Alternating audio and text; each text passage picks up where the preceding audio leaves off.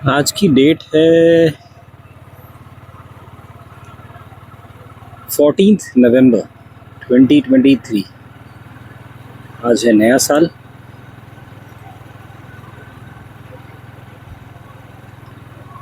ये जो अभी मैंने सेटअप लगाया है,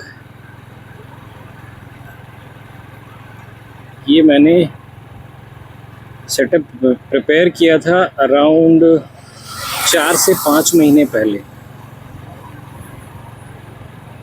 मेरा बड़ा मन था कि मैं इस तरीके से अपने थॉट्स को शेयर करूं, बिल्कुल अनफिल्टर्ड और रॉ। इसमें हो सकता है कुछ सेंसिबल बातें हों, बहुत सारी ऐसी हैं जिसका कोई ऐसा लॉजिक ना बने,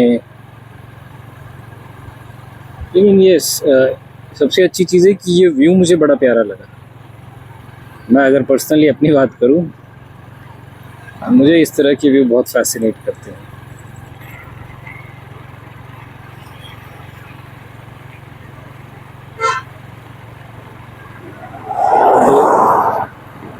इस वीडियो के रिकॉर्ड करने के पीछे का जो रीज़न है, उसके उस तरफ चलते हैं। ये है कि मुझे ट्रैवलिंग बहुत पसंद है, और ट्रैवलिंग में भी बहुत लंबे लंबे रूट नहीं कि 10 दिन 20 दिन के लिए बाहर, वो थोड़ा बहुत ठीक है, बहुत ज़्यादा नहीं वो भी। लेकिन इस तरीके के जो शॉर्ट ट्रिप्स होते हैं, जैसे कि 20-30 किलोमीटर अप, 20-30 किलोमीटर डाउन, यानी 50-60-70 किलोमीटर के जो ट्रिप्स होते हैं, that I like the most. तो मैंने सोचा उनको मर्ज किया जाए with the thoughts, expression of thoughts कह सकते हैं। ये हम पहुंच गए। हमारे ऑफिस के पास में ही एक बहुत ही प्यारा माता जी का मंदिर है।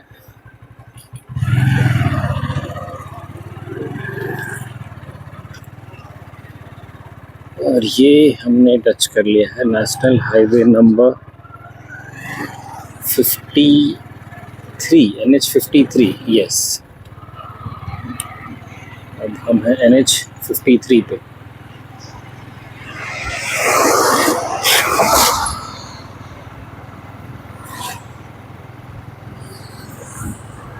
तो yes, centre point of the conversation was कि वीडियो ऑन क्यों किया मैंने, क्यों रिकॉर्ड कर रहा हूँ बेसिकली। तो इसलिए है कि मुझे ऐसा लगता है पर्सनली, जो हमारा एग्जिस्टिंग एजुकेशन सिस्टम है, उसमें चेंज की ज़रूरत है। और एक चेंज तो वो होता है जो कि हम बोर्ड के लेवल पे सोचते हैं, यानी कि जिस तरीके से सिखाया जा रहा है, जो सिखाया जा रहा है उसमें चेंज किया जाए, यानी कि कुछ बहुत बड़े लेवल का चेंज। और एक सिंपल तरीके से मैं बताऊं तो मैं बाय प्रोफेशन एक IB बोर्ड का मैथमेटिक्स का एजुकेटर हूँ। IB बोर्ड यानी कि इंटरनेशनल बैक्लॉरेट। जैसे स्टेट बोर्ड होता है जो कि जिसकी लिमिटेशन स्टेट्स तक होती है, यानी उसकी रीच स्टेट तक होती है। सेंट्रल बोर्ड है to the national level, CBSE board. IB board यानी कि एक ऐसी बोर्ड जिससे अगर कोई लर्नर सीखता है तो वो दुनिया के किसी भी कोने में, किसी भी यूनिवर्सिटी में वो बहुत इजीली एडमिशन ले सकता है। तो उनकी जो मेथडोलॉजी है सिखाने की, वो उस अप्रोच से सिखाते हैं जिस अप्रोच से जो इंटरनेशनल यूनिवर्सिटीज़ हैं वो वर्क करते हैं। तो मतलब जब हम बात करते हैं कि हमें अपने एजुकेशन सिस्टम में चेंज लाने की ज़रूरत है, तो as far as my experience is there, क्योंकि मैं लगभग 5 साल से हूँ, तो I am very well aware about it कि ये सिस्टम काम कैसे करता है, क्या उनका करिकुलम है, क्या उनकी अप्रोच है। तो almost 70 to 80%. I am not very specific क्योंकि मैं इंटरनली उनका जो सिस्टम एंड प्रोसेस है उसका पार्ट नहीं हूँ. I can't say it 90-100%, but हाँ 70% तक जो हम सोच रहे हैं about changing our education system, Indian education system, वो वही होगा जो कि ऑलरेडी IB बोर्ड एग्जीक्यूट कर रहे हैं. इसको अगर मैं एकदम थोड़ा सा शॉर्ट में बताऊं तो एक तो ये है कि उनका करिकुलम कम है. मतलब जैसे हमारे यहाँ 10th में अगर 10 चैप्टर्स हैं किसी स्पेसिफिक सब्जेक्ट में, तो उनके यहाँ हार्डली 3 होंगे, 4 होंगे एट मैक्स. और वो 3-4 लेकिन बहुत ढंग से सिखाए जाएंगे. मतलब एक तो ये हो गया करिकुलम कम है. दूसरा ये है कि उसका प्रैक्टिकल एस्पेक्ट है, यानी एक्सपीरियंशियल लर्निंग पे फोकस है उनका. तो वो जो 3-4 चैप्टर हैं वो ऐसे नहीं है कि जस्ट उनको थियोरेटिकली थियरम्स याद करा दिए, डेट्स लर्न करा दी, वैसा नहीं है. वो रियल लाइफ से ज़्यादा कनेक्ट करने की कोशिश करते हैं. मतलब जितनी पॉसिबिलिटीज़ हों वो सब ट्राई करेंगे to connect it with real life. फिर ये दूसरा पॉइंट हो गया. तीसरा पॉइंट जो इवैल्यूएशन वो करते हैं वो सिर्फ और सिर्फ मेमोराइजेशन का इवैल्यूएशन नहीं होता है उनमें कि डिफाइन दिस डिफाइन दैट. नहीं, वो उनका ये होता है कि अगर इन्फॉर्मेशन अवेलेबल हो तो उस इन्फॉर्मेशन को यूज़ करके आप किसी प्रॉब्लम को कैसे सॉल्व करेंगे. उनका प्राइमरी फोकस ये है. क्योंकि मैं मैथ का एडुकेटर हूँ तो what ever I am telling इसमें ज़्यादा इंक्लिनेशन मैथ का होगा, यानी मैथ के एग्जाम्पल्स काइंड ऑफ कह सकते हैं. मैथ के स्टैंड पॉइंट से मैं ये चीज़ें बता रहा हूँ. I am not very sure about other subjects का अप्रोच क्या होगा. तो तीसरा पॉइंट है कि उनका इवैल्यूएशन का जो तरीका है वो डिफरेंट है. जैसे हमारे यहाँ प्रॉपर थियोरेटिकल सिस्टम है कि आप कितना अच्छा मेमोराइज़ कर पाते हैं, चाहे वो SST हो, साइंस हो या इवन मैथ हो. कितना अच्छा आपका मेमोराइजेशन है. आप थियरम्स हो गए, फॉर्मूलेज हो गए, क्वेश्चंस आपने कितने लगाए हैं, to a certain level that is good. But सिर्फ उसी में नहीं फंसा देना है, उससे थोड़ा और आगे बढ़ना है. I will tell that later on. फिर फोर्थ ये है कि वो सारी इन्फॉर्मेशन खुद प्रोवाइड करते हैं. मतलब मेजॉरिटी, नॉट सारी. जैसे अगर साइंस में पीरियोडिक टेबल की बात है तो वो पीरियोडिक टेबल देते हैं, फिर सवाल पूछते हैं. जैसे हमारे यहाँ तो पीरियोडिक टेबल से रिलेटेड सवाल आते हैं कि क्या पीरियोडिक टेबल याद है कि नहीं. उनके में वो दे देते हैं पीरियोडिक टेबल. मैथमेटिक्स में उनके में कैलकुलेटर अलाउड है कि आप कैलसी लेके बैठिए. कि उनका ये मानना है कि जब रियल लाइफ में जाएंगे तो इनको मेमोराइजेशन की ज़रूरत थोड़ी है. अगर कोई बच्चा ग्रेजुएट हो जाता है फिर कहीं काम करने जाएगा वो, तो उसको थोड़ी बोला जाएगा 20 × 13 कितना होता है, ये आप कैलकुलेट करके फिर एंट्री करो. वो आज के टाइम में वो काम करेगा ना 21st सेंचुरी में, और जहाँ टेक्नोलॉजी इतनी आगे बढ़ चुकी हैं. तो रादर देन हम उसको ये सिखाएं कि 20 × 13 करो या 17 × 13 करो, उससे बेहतर ये कि हम इन्हें कैलकुलेटर फ्रेंडली बना देते हैं, टेक्नोलॉजी फ्रेंडली. तो वो खुद टेक्नोलॉजी भी देते हैं, कैलकुलेटर अलाउड है. लेकिन हाँ, क्वेश्चंस के लेवल चैलेंजिंग है. मतलब you can find good amount of difference in the challenging level of the question. मतलब वो ज़्यादा ट्विस्टेड होंगे और वो रियल लाइफ से कनेक्टेड होते हैं काफ़ी सारे. तो चौथा ये हो गया. पांचवा उनका मानना ये है कि हम जो लर्नर को सिखा रहे हैं वो ग्लोबल लर्नर बने, इन अ वे कि हम जो सिखा रहे हैं उसको सीखने के बाद वो दुनिया के किसी भी कोने में जाए तो वहाँ पे उसे कोई प्रॉब्लम फेस ना करनी पड़े. तो जो उनका अप्रोच है. पांचवा चलो इसको हटा देते हैं, ये ज़्यादा इंटरेस्टिंग नहीं. पांचवा ये है कि उनका जो ग्रेड 11-12 है वो टोटली डिफरेंट है. ये बहुत इंटरेस्टिंग है. हमारे यहाँ अभी science, commerce, arts stream select करना होता है, उसमें आपको थोड़े बहुत ऑप्शंस मिलते हैं कि आपको मैथ लेना है या बायो, राइट. अब जो नया एजुकेशन सिस्टम आया है उसमें ये चेंज करने की बात कही गई है. मतलब they are focusing on it. IB board में ऑलरेडी दे हैव दिस, मतलब आप अपने इंटरेस्ट के अकॉर्डिंग और अपने फ्यूचर गोल के अकॉर्डिंग अपने जो सब्जेक्ट्स हैं आप उनको चूज़ कीजिए कि मुझे मैथमेटिक्स चाहिए, फिज़िक्स चाहिए, साथ में मुझे आर्ट्स के सब्जेक्ट भी चाहिए, मुझे हिस्ट्री भी चाहिए, मुझे बिज़नेस भी चाहिए। तो उसमें बेसिकली 3 हायर लेवल के सब्जेक्ट लेने होते हैं, 3 लो स्टैंडर्ड लेवल के। हायर लेवल यानी वो जिस डायरेक्शन में आप अपने करियर को ले जाना चाहते हैं, और 3 वो जिसमें कि आपका इंटरेस्ट हो सकता है आपको हिस्ट्री पढ़ने में मज़ा आता हो, आपको लिटरेचर पढ़ने में मज़ा आता हो, तो आपको सिलेक्ट कर लीजिए। तो जो हम सोच रहे हैं, अब ये 5 पॉइंट्स मैंने बताया, और भी बहुत सारी चीज़ें हैं, बट ये 5 थोड़े ऐसे हैं जो अभी मुझे क्लिक हुए तुरंत। तो बात ऐसी है कि ये सारी चीज़ें मैंने आपको इसलिए बताई कि हम जो एजुकेशन सिस्टम में चेंज लाना चाह रहे हैं, IB बोर्ड ऑलरेडी उसको एग्जीक्यूट कर रहा है। मेरे पास उसके पास IB बोर्ड का ठीक ठाक एक्सपीरियंस और 4 to 5 years। अब मैंने ऑब्ज़र्व किया है कि दैट इज़ नॉट इनफ।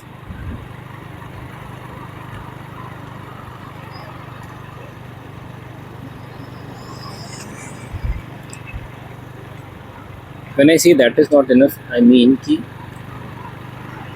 वो जो लर्नर सीख रहे हैं उसे चेंज तो आता है फॉर श्योर, बट ये चेंज थोड़ा सा, एक तो चीज़ ये है कि ये चेंज अच्छा है बट ये टाइम कंज्यूमिंग है और एक्सपेंसिव है। मैं ये वीडियो ऐसे स्टूडेंट को दिमाग में रख के बना रहा हूँ जो कि बहुत किसी बड़े सिटी के या बहुत बड़े स्कूल में नहीं पढ़ रहा हो, वो एक्सपेंसिव स्कूल में, और ना ही कोई बहुत बड़ी सिटी से बिलोंग करते हैं।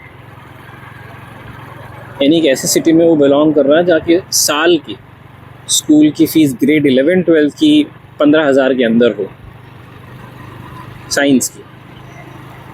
तो मैं इस थॉट से चल रहा हूँ क्योंकि मेजॉरिटी में वही है, और प्रॉब्लम अधिकतर वही फेस करते हैं जिनके पास पैसा है, रिसोर्सेज हैं, वो तो कुछ ना कुछ फिगर आउट कर ही लेंगे।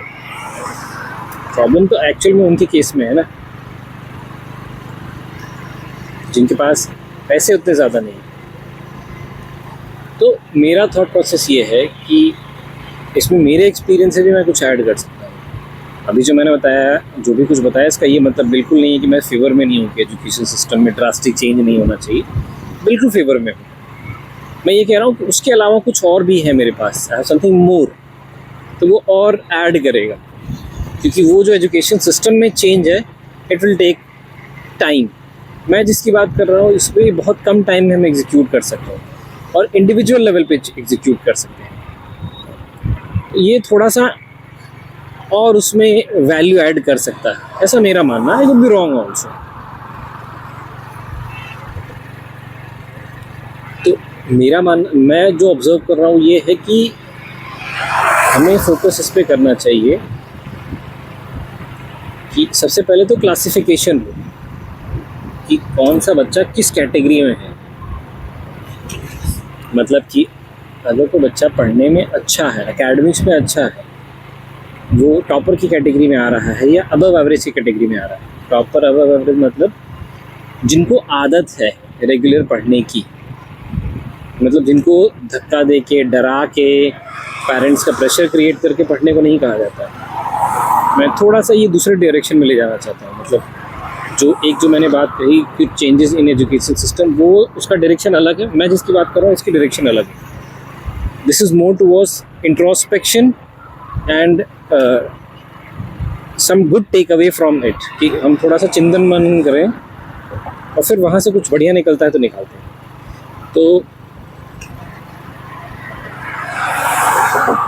बात ऐसी है कि कुछ होते हैं एक क्लास में, अगर मैं 100 स्टूडेंट का एग्जांपल ले लूँ तो एक क्लास में अगर 100 बच्चे हैं तो उसमें हर तरीके के बच्चे होंगे। ऐसे बच्चे जो पढ़ने में इंटरेस्टेड हैं और जो नहीं है, दोनों कैटेगरी होंगी। और उन दोनों कैटेगरी में भी मल्टीपल कैटेगरीज होंगी। मतलब कि जो पढ़ने में अच्छे हैं या नहीं है उसमें भी टॉपर होंगे, अबव एवरेज होंगे, एवरेज होंगे और बिलो एवरेज वाले होंगे। मतलब कि अगर क्लास में 100 बच्चे हैं, सपोज के लिए एग्जांपल ले लेते हैं, ग्रेड 12th के 100 बच्चों की हम बात कर रहे हैं, तो उसमें 50-50 में हम पहले डिवाइड कर लेते हैं। 50 ऐसे होंगे जो इंटरेस्टेड नहीं है पढ़ने में। इंटरेस्टेड नहीं है पढ़ने में मीन्स कि वो बहुत, जब आप उनको कोई सजेशन देते हैं, कोई ढंग की बात कहते हैं, तो दे विल नॉट पे too much of attention listening you, ठीक है। और दूसरे हैं वो जो इंटरेस्टेड इन लर्निंग है, यानी जो सुनते हैं, जो कि इस चीज़ या इस थॉट में बिलीव करते हैं कि अगर कोई अच्छी सलाह मिले और मैं उसको एग्जीक्यूट कर पाऊँ और उस एग्जीक्यूशन में भी थोड़ी हेल्प मिल जाए, तो yes I can definitely create good impact on my life. तो बेसिकली ब्रॉडली अगर देखा जाए तो 100 बच्चों को हम 2 पार्ट में डिवाइड कर रहे हैं। 50 वो जो पढ़ने में इंटरेस्टेड है, 50 वो जो नहीं है। अब दोनों 50 में फर्दर कैटेगरीज भी होंगी कि जो पढ़ने में इंटरेस्टेड नहीं है उसमें भी टॉपर होते हैं, ऐसा नहीं है। कई सारे बच्चे ऐसे होते हैं जिनका IQ लेवल काफ़ी हाई होता है, लेकिन वो पढ़ने में इंटरेस्टेड नहीं है, वो मैनेज कर लेते हैं अपना। They are interested in something else, they might be interested in sports और एनी अदर एक्टिविटीज़। अभी के लिए हम फोकस अपना लाते हैं दूसरी तरफ। The one who is interested in learning, वो है 50 स्टूडेंट्स। उस 50 में से हम मान के चल रहे हैं कि 10-10 करके अलग अलग कैटेगरीज हैं, यानी कि टॉपर, अबव एवरेज, एवरेज और बिलो एवरेज। हमने उनको 4 कैटेगरीज में डिवाइड कर लिया। अब जो कंसर्न है वो है ऑफ दो स्टूडेंट्स जो कि पढ़ने में इंटरेस्टेड हैं लेकिन they are not scoring good.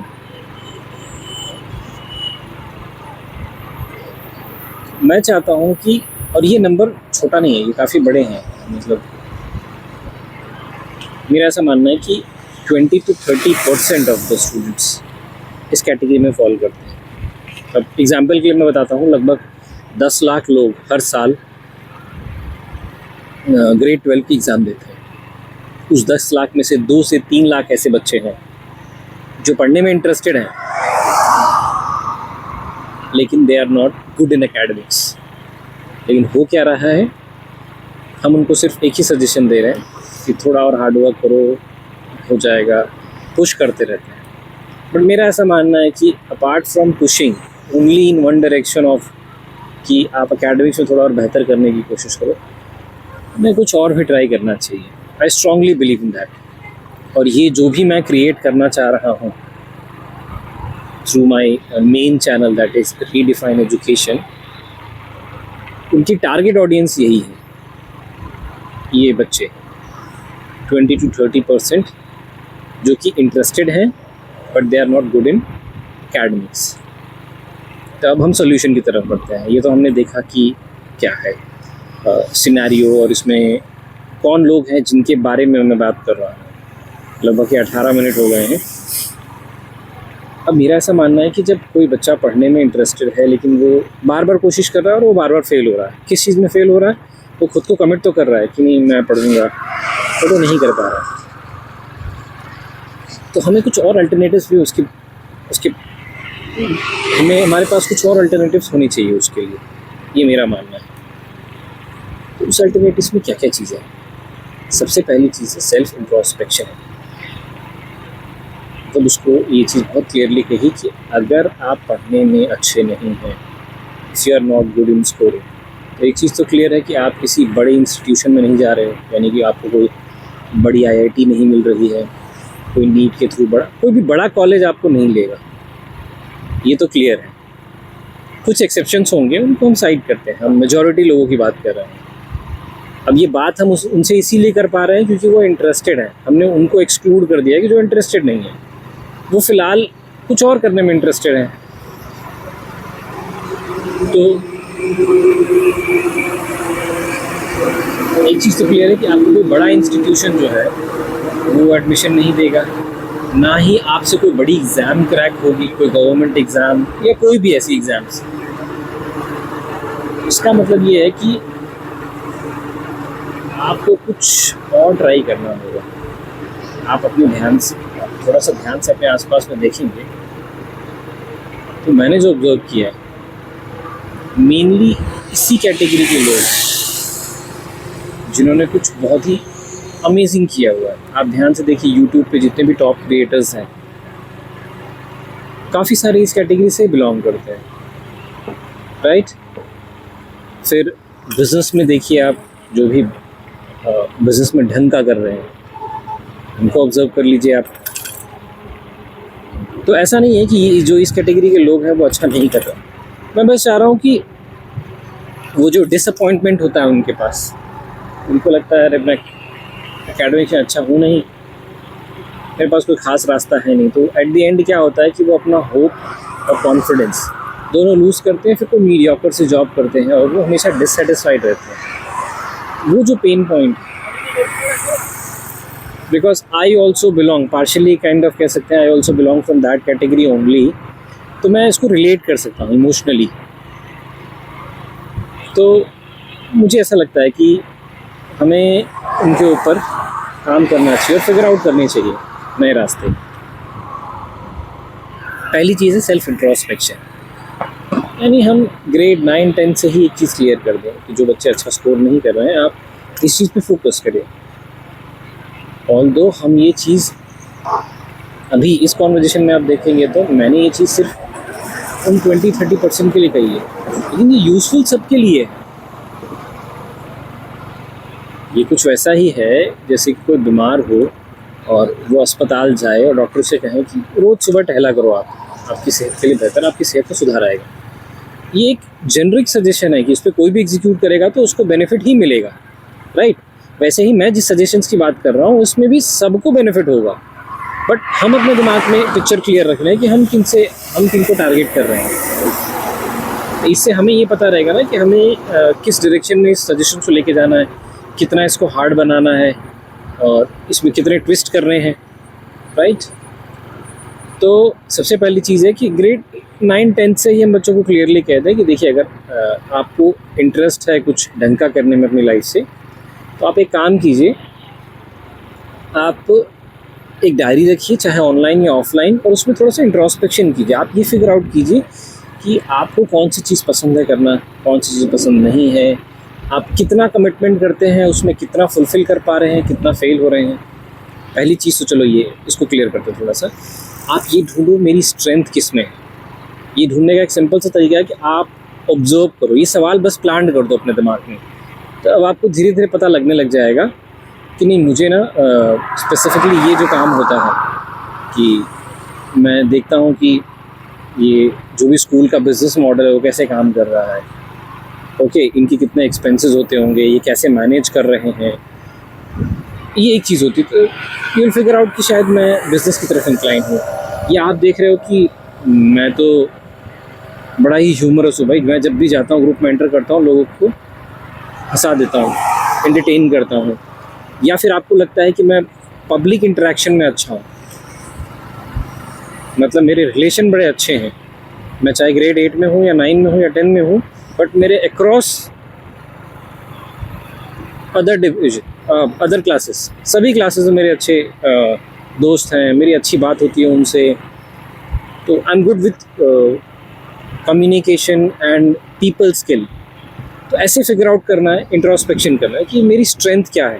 हो सकता है आप स्पोर्ट्स में अच्छे हो सकता है आपको कोई स्पेसिफिक तरीके का इंटरेस्ट हो, जैसे कि कार में इंटरेस्ट होना या ट्रैवल में होना या हिस्ट्री में होना, इट कुड बी एनीथिंग। इसके और डिटेल में हम जाएंगे बट किसी अदर वीडियो में।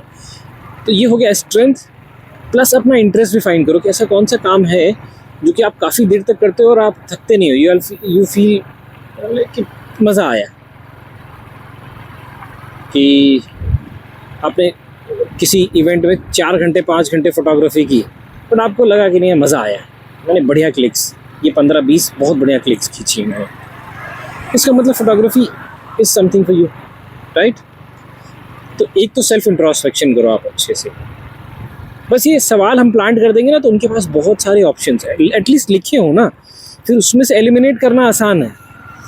और ये ऐसा हो जो कि लंबा चले, मतलब 1-2 साल तक करने को बोलो उनको, ऐसा नहीं हो कि हम उनको 10 दिन दें, 15 दिन दें, लंबा टाइम दो, 6 महीने, 1 साल, 1.5 साल, ऐसा टाइम दो ताकि वो ढंग से एक्सप्लोर कर पाएँ। फिर दूसरी चीज़ क्या है, पहला हो गया सेल्फ इंट्रोस्पेक्शन, दूसरी ये है कि उनको एक सवाल पूछो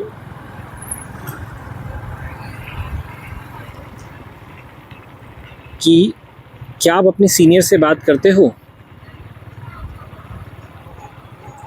आपको बेसिकली आप ये सवाल पूछो कि आप जो भी यहाँ सीखने आ रहे हो, आपसे पहले आपके सीनियर से सीखा होगा, वो आज कुछ ना कुछ कर रहे होंगे, तो उनसे मिलो और पूछो कि उनके क्या टेक अवेज हैं, क्या लेसन्स हैं, उनकी क्या लर्निंग्स हैं, रियल लाइफ लर्निंग। आप ये सवाल दिमाग में ज़रूर रखो कि आप यहाँ पे एज अ पनिशमेंट के लिए नहीं आए हो, आप यहाँ आए हो लाइफ की क्वालिटी को एनहांस करने के लिए, कुछ सीखने के लिए।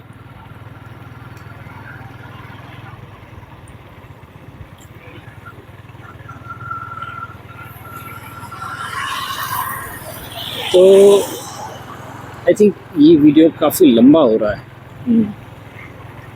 मैं इसके पार्ट 2 में थोड़ा सा और कंटिन्यू करूँगा।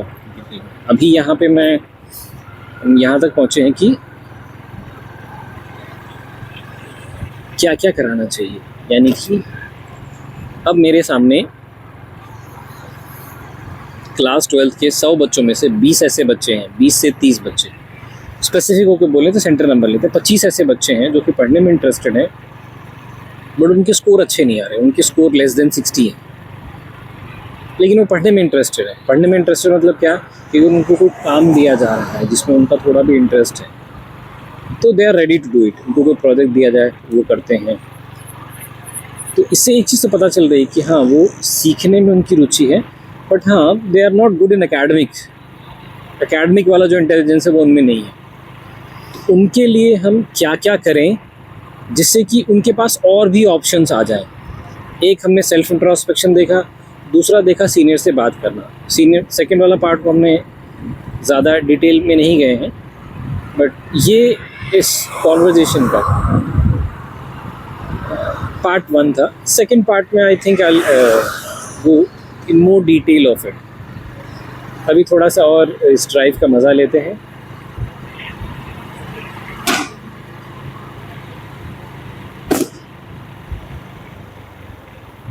I came out with a different intention. मेरी इंटेंशन ये थी कि I'll कैप्चर कि लोग गांव में दीपावली कैसे मनाते हैं, और उसके लिए मुझे लेना था एक दूसरा रूट, और बात करते करते मैं गया भूल। अब मुझे यहाँ से थोड़ा सा ट्रैक को चेंज करना पड़ेगा। Either I have to take right from here or I have to go little bit more ahead. ये हम पहुँच गए हैं सूरत के बॉर्डर पर ऑलमोस्ट। हाँ, ये सामने जो है ये है भाटिया चेक पोस्ट। इसके बाद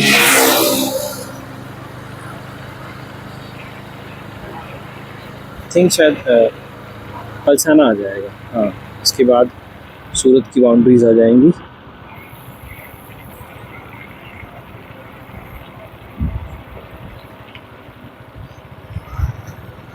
ये है भाटिया चेक पोस्ट।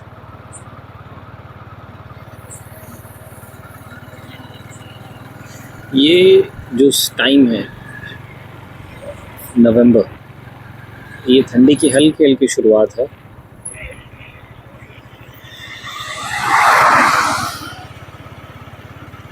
और ये one of the best time होता है ट्रैवल करने का, स्पेसिफिकली इन नाइट या अर्ली मॉर्निंग में भी, क्योंकि इस टाइम पे बहुत हल्की सी ठंडी हवा होती है। एंड फॉर्चुनेटली आज ये वीडियो भी मैंने रिकॉर्ड कर लिया, प्लस एक छोटी सी ट्रिप भी हो गई। यहाँ से थोड़ा आगे हो जाऊँगा टू कैप्चर दैट